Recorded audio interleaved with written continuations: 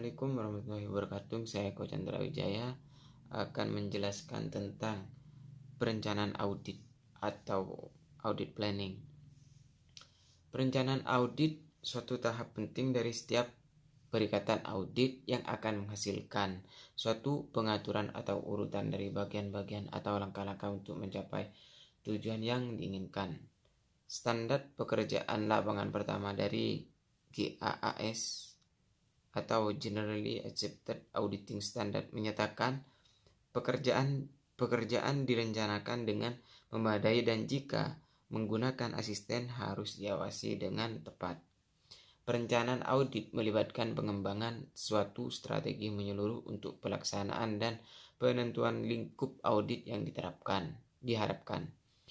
Auditor harus merencanakan audit dengan suatu sikap skeptisme profesional mengenai hal-hal seperti integritas manajemen, kekeliruan dan ketidakberesan serta tindakan melawan hukum. Suatu audit sama seperti proses lainnya menggunakan sumber daya yang terbatas dan menyediakan suatu jasa atau layanan. Berdasarkan cakupan perencanaan audit dapat dikategorikan menjadi dua bagian. Yang pertama adalah perencanaan organisasi audit dan yang kedua adalah perencanaan penugasan audit. Perencanaan organisasi audit dapat dirinci menjadi dua jenis perencanaan, yaitu perencanaan jangka panjang yang sering disebut sebagai rencana strategis dan perencanaan jangka pendek yang biasanya dalam jangka waktu 1 tahun disebut perencanaan operasional. Langkah-langkah kegiatan audit yang pertama adalah perencanaan. Perencanaan di sini yang akan menghasilkan sebuah langkah-langkah atau pengaturan yang akan diambil oleh auditor untuk mencapai sebuah tujuan. Dan auditor harus mengetahui perusahaan apa yang akan diaudit. Yang kedua adalah mengumpulkan bukti-bukti. Tujuan pengumpulan bukti-bukti adalah untuk mendapatkan dasar faktual dalam menilai kriteria kinerja yang sebelumnya telah diidentifikasi. Dan wawancara merupakan alat paling penting untuk mendapatkan bukti-bukti selama melakukan audit manajemen. Wawancara harus direncanakan sehingga memungkinkan auditor untuk mendapatkan informasi sebanyak mungkin melalui wawancara. Auditor akan mengumpulkan bukti yang diperoleh dalam suatu arsip. Bukti dokumentasi ini disebut kertas kerja. Yang ketiga adalah analisis dan penyelidikan penyimpangan atau deviasi. Pada saat pengumpulan bukti-bukti, auditor harus waspada atas deviasi dari kebijakan perusahaan dan kinerja yang tidak efektif dan efisien. Auditor harus membedakan deviasi yang tidak signifikan dengan deviasi yang signifikan. Deviasi yang terjadi di masa lampau mungkin dapat dikoreksi dan mungkin juga tidak dapat dikoreksi. Tetapi yang harus diperhatikan oleh auditor adalah pengaruh dari deviasi tersebut terhadap masa yang akan datang. Analisis dan penyelidikan auditor harus mendokumentasikan dalam arsip auditor karena merupakan dasar untuk menentukan tindakan korektif. Yang keempat adalah menentukan tindakan korektif. Setelah melakukan analisis dan penyelidikan suatu deviasi, auditor harus menjawab dua pertanyaan. Yang pertama adalah tindakan korektif apa yang harus diambil. Yang kedua adalah apakah tindakan korektif yang dapat diterapkan. Pertanyaan kedua paling sulit dijawab karena auditor perlu mempertimbangkan faktor-faktornya seperti hubungan biaya manfaat, pengaruh terhadap moral karyawan, dan konsistensi dengan kebijakan perusahaan yang lain. Yang kelima adalah melaporkan hasil audit manajemen dan tindak lanjut. Walaupun laporan formal dapat dianggap sebagai langkah terakhir dalam audit manajemen, laporan informal harus dibuat selama melakukan audit. Suatu laporan harus berisi laporan tertulis yang menjelaskan temuan audit dan rekomendasi perbaikan untuk mengatasi temuan-temuan tersebut. Prosedur pelaksanaan audit laporan keuangan. Prosedur adalah suatu urutan kegiatan klerikal, biasanya melibatkan beberapa orang dalam suatu departemen atau lebih, yang dibuat untuk menjamin penanganan secara seragam transaksi perusahaan yang terjadi berulang-ulang. Sedangkan menurut Mokijat, prosedur adalah urutan menurut waktu dan cara tertentu untuk melaksanakan kegiatan pekerjaan yang harus diselesaikan. Prosedur merupakan rencana yang paling penting dalam tiap bagian perusahaan. Adapun ciri-ciri prosedur, yang pertama adalah prosedur harus didasarkan atas fakta-fakta yang cukup mengenai situasi tertentu, tidak didasarkan atas dugaan-dugaan atau keinginan. Yang kedua adalah suatu prosedur harus memiliki stabilitas, akan tetapi masih memiliki fleksibilitas. Stabilitas adalah ketentuan arah tertentu dengan perubahan.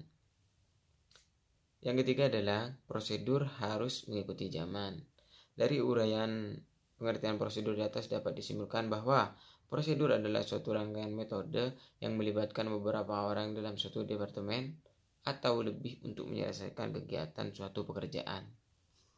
Assalamualaikum warahmatullahi wabarakatuh. Perkenalkan, nama saya Maulidatul Jamila.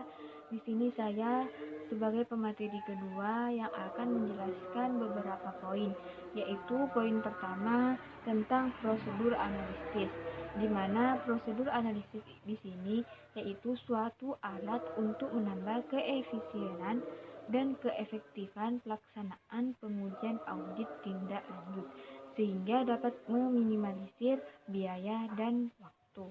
Nah, biasanya prosedur analisis ini digunakan oleh seorang auditor dalam prosedur audit.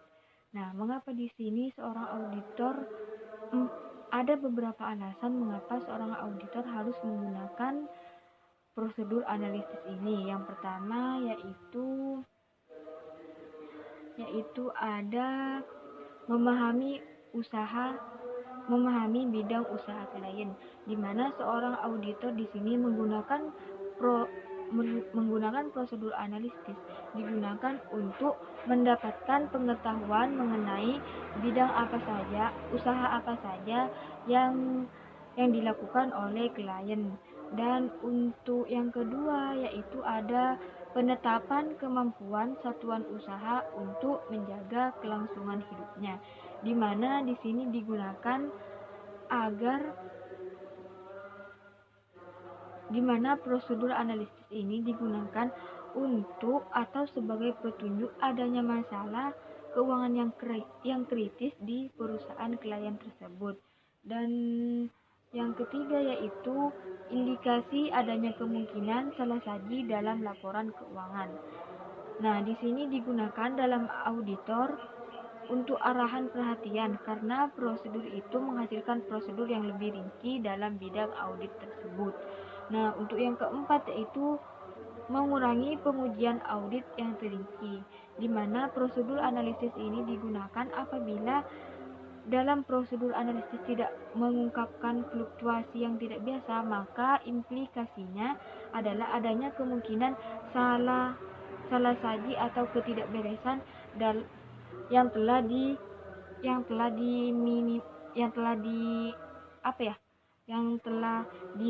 diminimasikan atau disembunyikan. Nah, untuk yang poin ketiga, untuk yang poin kedua yaitu ada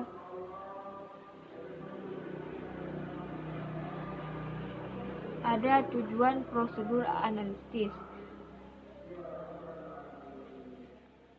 Nah, yang ketiga ada tujuan prosedur analisis, di mana tujuan prosedur analisis ini yaitu untuk memahami industri dan bisnis klien. Tujuannya yaitu untuk memahami industri dan bisnis klien, apa-apa yang menyangkut klien itu adalah salah satu tujuan dari prosedur analitis. Nah, serta menetapkan kesinambungan usaha, mengindikasikan kemungkinan adanya salah saji dan mengurangi pengujian secara rinci.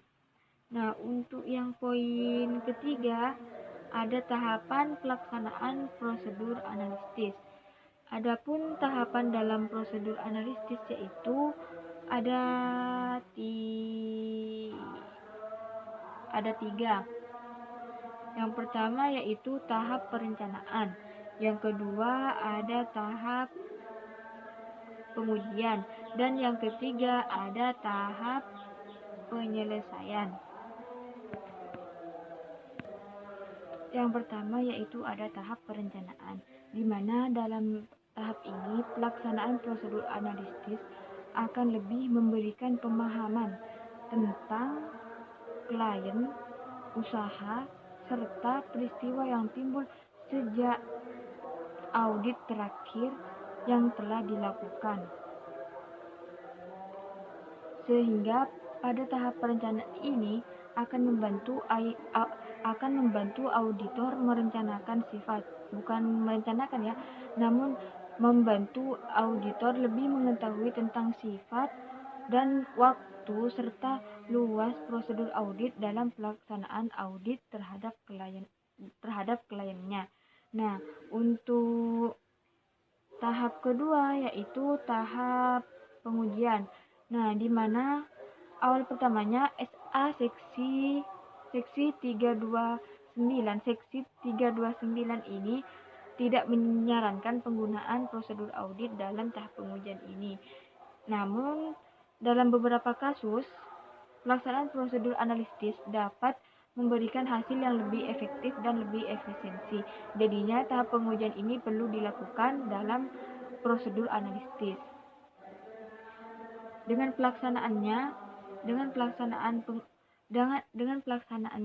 adanya pelaksanaan tahap pengujian ini, auditor lebih mengetahui dan lebih rinci dalam melakukan atau dalam memenuhi tujuan pengujian substantif terhadap kliennya. Nah, untuk ke tahapan yang ketiga yaitu sebelumnya ada beberapa faktor ya. Ada beberapa faktor yang mempengaruhi efektif dan tidak efektifnya pada tahap pengujian ini. Yang pertama yaitu ada sifat asersi. Yang kedua yaitu hubungan yang masuk akal dan yang dapat diprediksikan.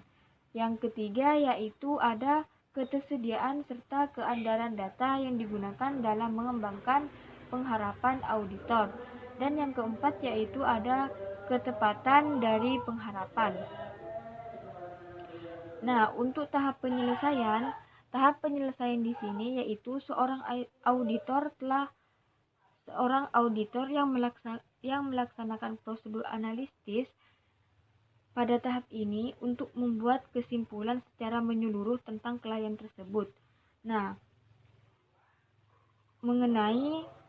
membuat kesimpulan keseluruhan mengenai konsistensi dan informasi keuangan sehubungan dengan pengetahuannya yang akan perusahaan klien tersebut yang akan dilakukan oleh perusahaan klien tersebut. Baik, itu saja dari saya. Kurang lebihnya mohon maaf. Jika tidak mengerti, nanti bisa ditanyakan kembali. Wassalamualaikum warahmatullahi wabarakatuh. Assalamualaikum warahmatullahi wabarakatuh. Saya Putri Unitasari, NIM 18383022144. Pemateri ketiga, dan kali ini saya akan menjelaskan tentang jenis-jenis prosedur analitis dan alat-alat prosedur analitis. Nah, sebelumnya saya akan sedikit menjelaskan apa itu pengertian prosedur analitis. Prosedur analitis ialah alat yang menambah keefisienan dan keefektifan pelaksanaan pengujian audit lebih lanjut. Sehingga dengan adanya prosedur analitis, biaya dan waktu dapat diminimalisirkan. Selanjutnya, menurut Ahrens, Elder, dan Beasley, dalam bukunya yang berjudul Auditing and Assurance, mereka membagi jenis prosedur analitis ke dalam 5 jenis, yaitu yang pertama, membandingkan data klien dengan data industri. Jenis yang kedua yaitu membandingkan data klien dengan data yang serupa pada periode sebelumnya. Jenis yang ketiga yaitu membandingkan data klien dengan data yang diperkirakan oleh klien atau disebut juga dengan anggaran. Jenis yang keempat yaitu membandingkan data klien dengan data yang diperkirakan oleh auditor. Dan jenis yang terakhir atau yang kelima yaitu membandingkan data klien dengan hasil perkiraan yang menggunakan data non-keuangan. Nah, selanjutnya jenis prosedur analitis yang pertama yaitu membandingkan data klien dengan data industri. Artinya, perbandingan data klien dengan data industri dapat memberikan informasi yang berguna untuk menilai kinerja klien sebagai indikasi kesulitan keuangan dan juga sebagai penunjang dalam memahami usaha kliennya.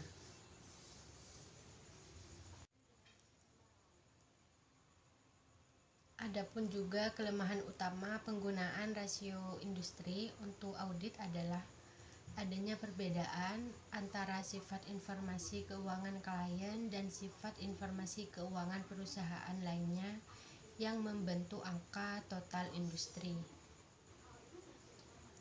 Selanjutnya jenis prosedur analitis yang kedua yaitu membandingkan data klien dengan data yang serupa pada periode sebelumnya.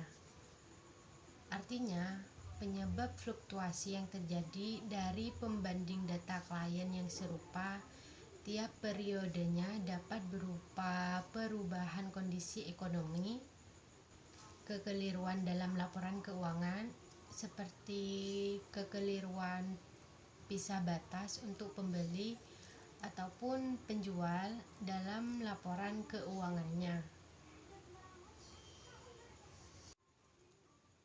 Selanjutnya jenis prosedur analitis yang ketiga yaitu membandingkan data klien dengan data yang diperkirakan oleh klien atau disebut juga dengan anggaran. Nah, pada hal ini artinya sebagian besar perusahaan membuat anggaran untuk berbagai aspek operasi dan hasil keuangannya. Karena anggaran mencerminkan akun klien untuk suatu periode. Penyelidikannya atas bidang-bidang terpenting antara hasil yang dianggarkan. Selanjutnya jenis prosedur analitis yang keempat yaitu membandingkan data klien dengan data yang diperkirakan oleh auditor.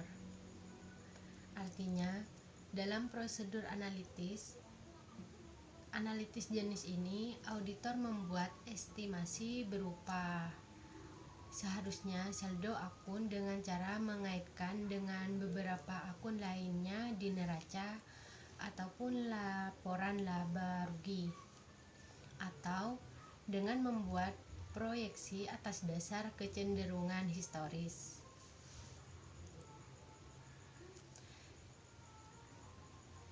Selanjutnya, jenis prosedur analitis yang kelima yaitu membandingkan data klien dengan hasil perkiraan yang menggunakan data non-keuangan. Dalam prosedur analitis jenis ini, perhatian pokok dalam pemanfaatan data non-keuangan adalah akurasi data dari tersebut. Subtema yang selanjutnya ialah alat-alat prosedur analitis, di mana alat yang digunakan auditor untuk melaksanakan prosedur analitis ada dua macam. Di antaranya, Yang pertama yaitu teknik statistik dan perangkat lunak komputer, dan alat yang kedua yaitu rasio keuangan. Penggunaan statistik diperlukan untuk membuat prosedur analitis menjadi relevan. Banyak auditor menggunakan perangkat lunak komputer untuk membuat perhitungan statistik dan non-statistik menjadi lebih mudah. Selanjutnya, teknik statistik yang paling umum untuk prosedur analitis adalah analisis regresi. Analisis regresi tujuannya yaitu digunakan untuk mengevaluasikan peningkatan totalnya kepada informasi lain yang relevan. Sedangkan perangkat lunak audit dengan komputer mikro dapat digunakan untuk melakukan prosedur analitis yang ekstensif sebagai pendukung pengujian audit lainnya. Dan salah satu kemampuan umum perangkat lunak adalah kemampuan untuk memasukkan data buku besar klien ke dalam sistem komputer auditor.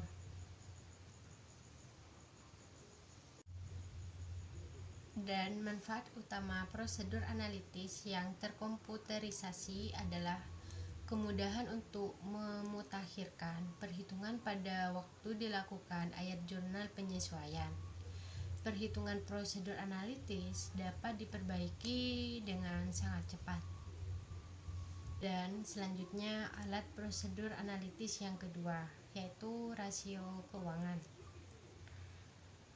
Prosedur analitis yang dilakukan oleh auditor seringkali mencangkup pemanfaatan rasio keuangan yang lazim selama audit rasio bermanfaat untuk memahami kejadian-kejadian yang paling akhir dan juga status keuangan kegiatan usaha, dan untuk menendang laporan yang dilihat dan perspektif pemakaiannya. Cukup sekian penjelasan kali ini, kurang lebihnya mohon maaf. Wassalamualaikum warahmatullahi wabarakatuh.